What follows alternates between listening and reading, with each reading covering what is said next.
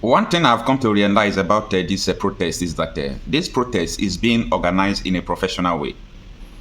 So I am so marveled to see the military, the police, the DSS, how they are so tensed, trying to arrest people. They just freeze the account number from UBA of the Take It Back movement.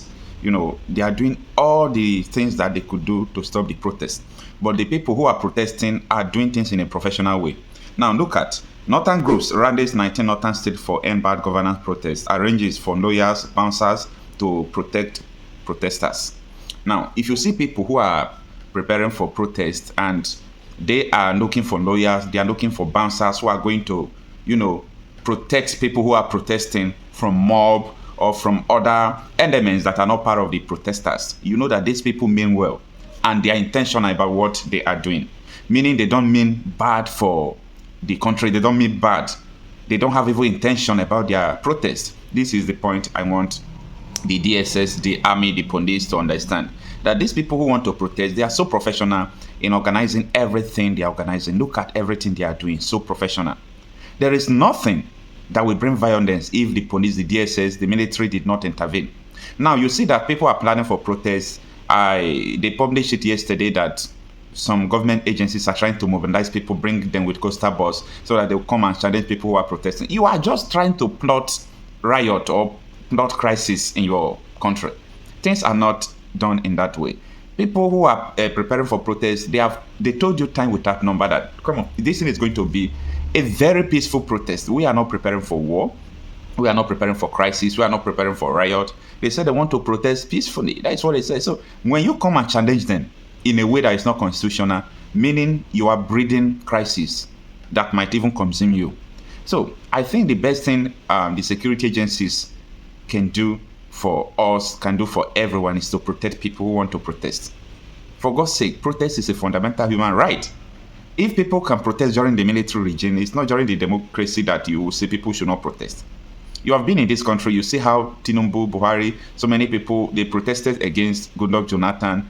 Protests have been going on in this country, and this will not be the first, this will not be the last.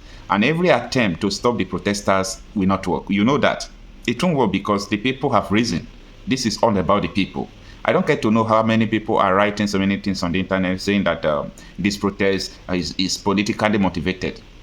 If it is politically motivated, the one Tinubu, Buhari, Osibanjo, Professor Woloshoyinka organized against Jonathan, okay, that one was militarily motivated.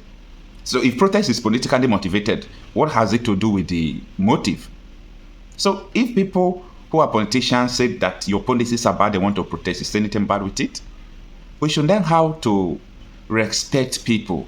Our security agencies are not respecting people at all. Now, I want us to look into this.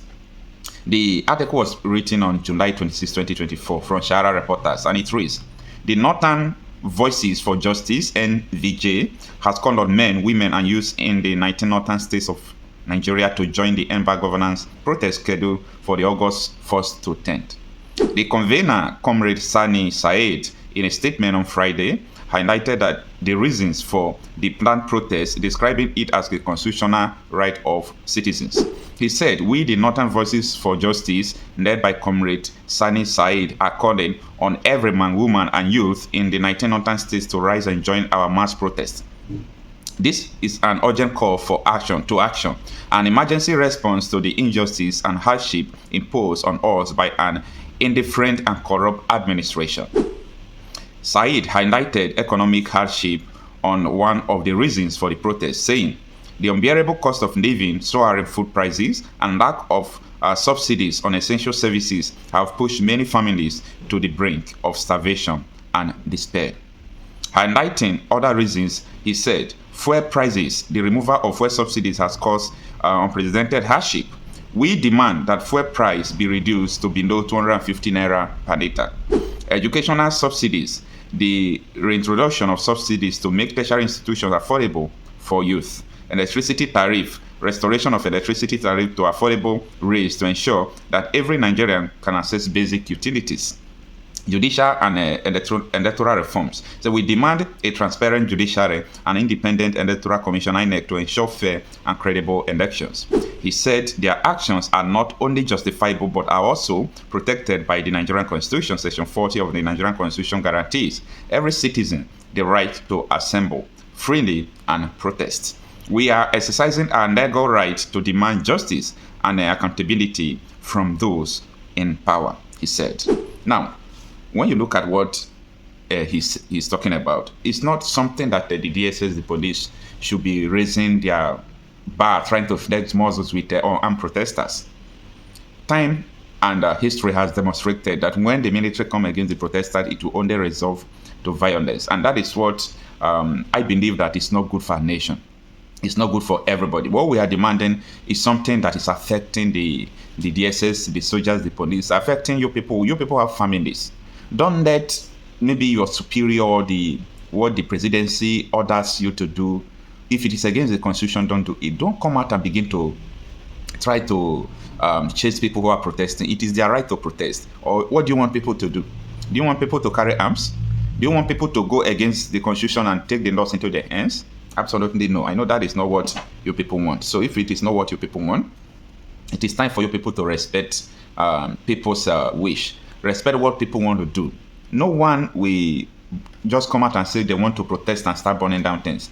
People who are preparing for protests are so professional and they want to do it in a professional way. So I'm using this opportunity to tell security agencies it is important we stick there.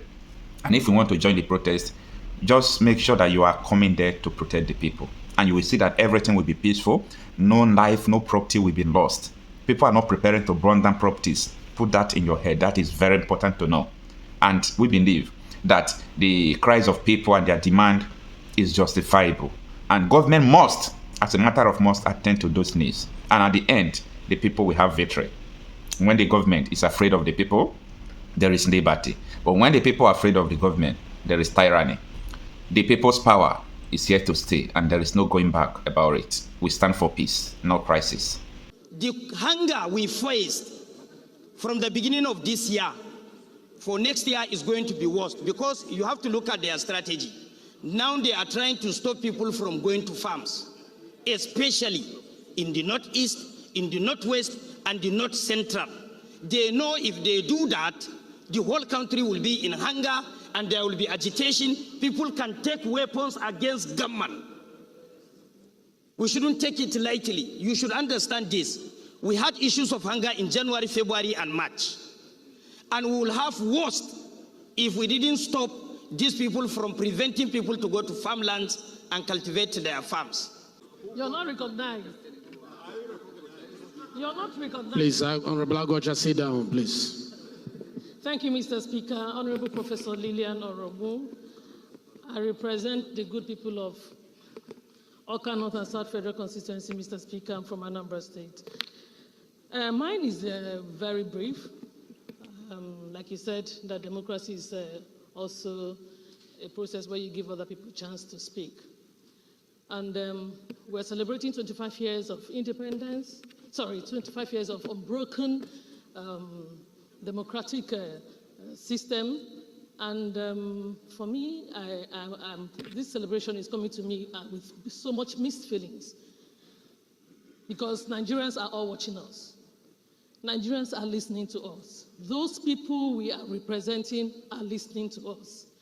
How much of this democracy, unbroken democracy that we are celebrating today, how has it translated to, unbroken food security? How has it transferred and transformed into unbroken security in the nation? How has it transformed into unbroken access to education, access to healthcare? And we're talking about celebration of democracy. The democracy is government of the people, for the people, by the people. And it should actually change the lives of our people. We are representing our people. Our people are hungry back home. For me, to be honest with you, Mr. Speaker, there is nothing to celebrate. Oh, you're saying we should not celebrate we should democracy? be looking at celebrating food security. We should be looking at celebrating access to health care. So we should be looking at celebrating there are a lot of things to celebrate. We know that we have had unbroken. Excuse me, please. I need to be protected. I need to be protected, Mr. Speaker. You are protected, but democracy is what is protecting you. So Democracy has given you that place you are standing. We have on this floor. To be a parliamentarian, it's democracy that gave you that platform. Are you saying you're not celebrating it? What has it, how has it impacted? We need it to move a step further.